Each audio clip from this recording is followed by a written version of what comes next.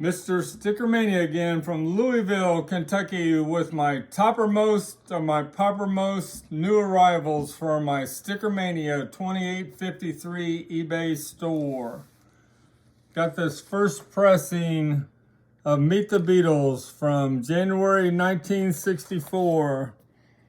The cover, the mono cover, is the best condition I've ever had. The factory shrink preserved it so well. You know it's a first pressing if it's got a 3 on the bottom. Made in Scranton, New Jersey. What makes this a first pressing is they rush release it because Introducing the Beatles was selling so much the week before, and they didn't put any publishing rights after the titles on either side. They only had about 200,000 of these pressed before they started putting publishing rights. We got a Abbey Road, the best audiophile sounding pressing. It's a contract pressing from 1973 in France when Abbey Road Studios was closed for restorations in England. They sent the master tapes over to England, and this pressing -2-1 has amazing harmonies and more bottom end from Mr. Paul McCartney on the bass. Got a first 1973 pressing of Magical Mystery Tour on the Horror Zoo label.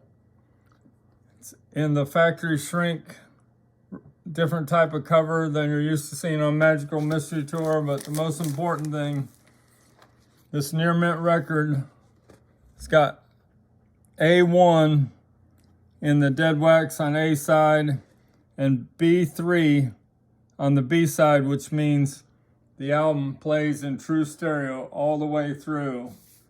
It's amazing audiophile sounding Beatles album.